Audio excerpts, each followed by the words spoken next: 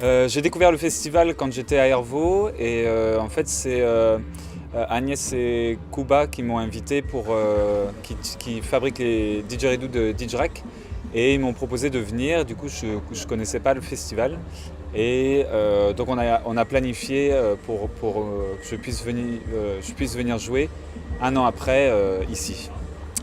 Du coup je suis venu donner un stage et un concert. Et donc je découvre complètement la Pologne et ce petit village polonais. C'est super chouette et c'est un petit festival, mais il y a une belle ambiance. Et puis c'est aussi l'occasion de découvrir les joueurs polonais de didgeridoo.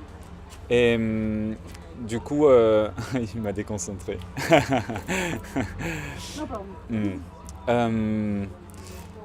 Euh, donc ça a été l'occasion de donner des cours. Hier j'ai donné un stage de 2 heures à peu près pour parler de la technique du didgeridoo, pour parler un peu plus de ma vision d'instrument.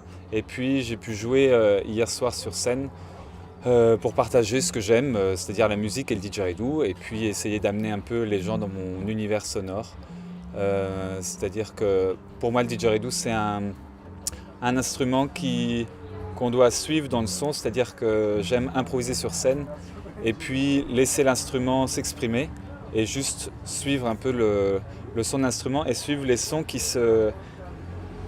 s'enchevêtrent comme ça et puis essayer de suivre le fil de la musique. Du coup, ici c'est un petit festival.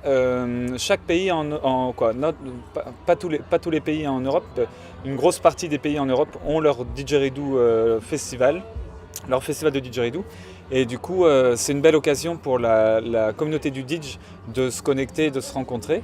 Donc, je souhaite vraiment que je souhaite à la Pologne de réussir à trouver le lien qui fera que vous arrivez à fédérer les différents joueurs en Pologne pour réussir à créer ce qu'il y a en France. C'est-à-dire en France, il y a un gros festival qui est né, le Festival du rêve de l'aborigène. Et du coup, il y a une grosse communauté qui est maintenant qui est même plutôt dynamique dans Didgeridoo. C'est une des communautés les plus actives dans Didgeridoo mondial. Et ce genre d'événement, donc là, ça reste petit, mais si vous arrivez à réussir à vous motiver pour vous connecter entre joueurs, vous pouvez très bien réussir à créer une même dynamique dans Didgeridoo.